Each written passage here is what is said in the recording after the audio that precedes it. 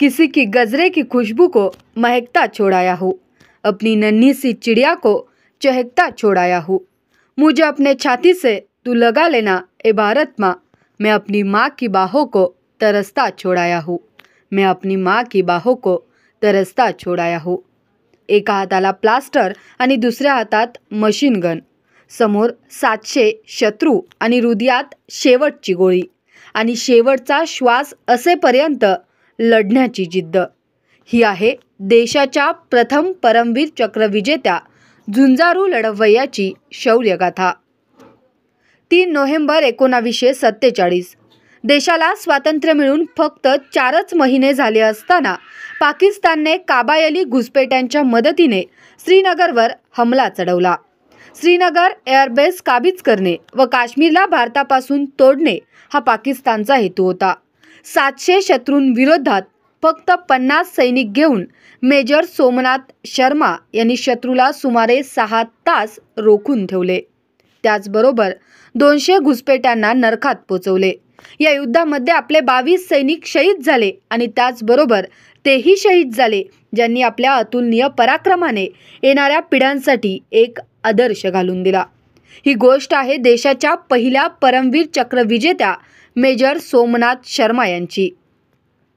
15 August 1947 ला देशाचे विभाजन झाल्यानंतर 2 महिन्यातच पाकिस्तानी सैन्याने कबायली वेश धारण करून काश्मीर हडपण्यासाठी आक्रमण केलं। 26 ऑक्टोबर 1947 रोजी भारताच्या गृह मंत्रालयाने काश्मीरमध्ये भारतीय सेना पाठवण्याचा निर्णय घेतला। मेजर सोमनाथ शर्मा यांच्या नेतृत्वाखाली 4 कुमाऊ बटालियन हवाई मार्गाने 31 ऑक्टोबर 1947 रोजी श्रीनगर एअरफील्डवरती उतरण्यात आली। यावेळी मेजर सोमनाथ शर्मा यांच्या उजव्या हाताला फ्रॅक्चर होतं। हॉकी खेळत असताना त्यांच्या हाताला इजा झाली होती, तरीही त्यांनी युद्धात जाण्याचा निर्णय घेतला। 3 नोव्हेंबर रोजी मेजर सोमनाथ शर्मा यांच्या नेतृत्वाखाली बटालियनची ए आणि डी कंपनी गस्तीवर होती। बडगाम गावच्या पश्चिम बाजूला गस्त करणाऱ्या सोमनाथ शर्मा व त्यांच्या तुकड्यांनी खंडक खणून त्या ठिकाणी सैन्य चौकी बनवली। त्याच वेळी सीमेवर एका पाकिस्तानी मेजरच्या नेतृत्वाखाली कबायली लढाके भारतीय गस्त करणाऱ्या सैनिकांच्या नजरेस येऊ नये यासाठी छोटे छोटे ग्रुप बनवून एकत्र जमत होते। बघता बघता मेजर सोमनाथ शर्मा यांची चौकी घेरली गेली। 700 कबायली सैनिक घेऊन पाकिस्तानने भारतीय सैन्यावर 3 बाजूने आक्रमण केले। मेजर सोमनाथ शर्मा यांच्या तुकडीमध्ये फक्त 50 सैनिक होते आणि त्यांना मदत मिळेपर्यंत या 700 शत्रूंना श्रीनगर एअरफील्ड पर्यंत पोहोचण्यापासून रोखायचं होतं। त्यावेळी काश्मीरला भारताशी हवाई मार्गाने जोडण्याचे एकमात्र साधन होते श्रीनगर एअरफील्ड। 700 आतंकी आणि पाकिस्तानी सैन्य यांनी 3 बाजूने भारतीय सैनिकांवर हमला चढवला, पण भारतीय सैनिक मागे हटले नाहीत। एका हातात प्लास्टर असतानाही मेजर सोमनाथ शर्मा स्वतः सैनिकांना हत्यारे आणि दारुगोळा पुरवत होते। त्यानंतर त्यांनी एका हातात लाईट मशीन गन घेऊन शत्रूवर हल्ला चढवला। पाकिस्तानी हमलांवर आणि भारतीय सैनिक यांच्यात जबरदस्त धूमचक्री सुरू झाली। भारताच्या 50 देशप्रेमी जवानांना शत्रूच्या 700 सैनिकांना तब्बल 6 तास रोखून धरायचं होतं। जोपर्यंत हवाई मार्गाने मदत पोहोचत नाही तोपर्यंत शत्रूला रोखून धरण्याचं खडतर आवाहन मेजर सोमनाथ शर्मा व त्यांच्या तुकडीला पेलावयाचं होतं। मेजर सोमनाथ शर्मा शत्रूच्या गोळ्यांच्या वर्षावातच एका मोर्चावरून दुसऱ्या मोर्चावर जात होते आणि सैनिकांमध्ये जोश भरत होते। हाताला प्लास्टर असतानाही ते आपल्या सैनिकांना बंदुकीमध्ये मॅगझिन भरण्यासाठी मदत करत होते। मेजर सोमनाथ शर्मा यांनी मोकळ्या मैदानावर एक निशाण बनवलं, ज्यामुळे भारतीय वायुसेनेला त्यांची सैनिक तुकडी त्या ठिकाणी लढत असल्याची माहिती मिळू शकेल।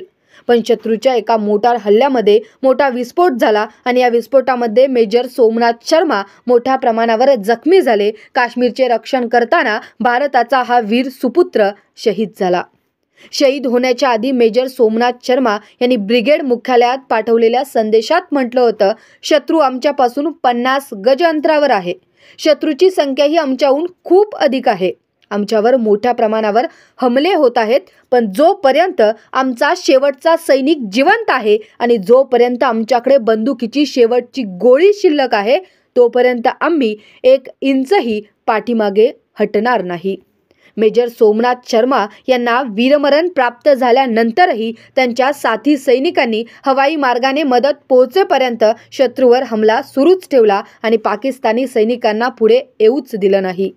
जर श्रीनगर एअरफील्ड पाकिस्तानच्या ताब्यात गेली असती तर आज पूर्ण काश्मीर पाकिस्तानच्या ताब्यात असता. मेजर सोमनाथ शर्मा यांनी आपले प्राण देऊन आपले वचन राखले. 1 इंच जमीन सुद्धा शत्रूच्या ताब्यात जाऊ दिली नाही. बडगावच्या या युद्धामध्ये मेजर सोमनाथ शर्मा आणि इतर 22 भारतीय जवानांना वीरमरण प्राप्त झाले.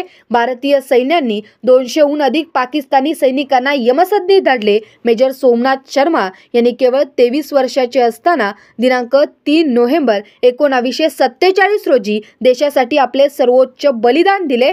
भारत सरकारने त्यांना श्रीनगर एअरफील्डच्या बचावासाठी दाखवलेल्या अतुलनीय शौर्य आणि बलिदानासाठी 21 जून 1950 रोजी देशाचे पहिले परमवीर चक्र मरणोपरांत प्रदान करून त्यांना सन्मानित केले. जय हिंद.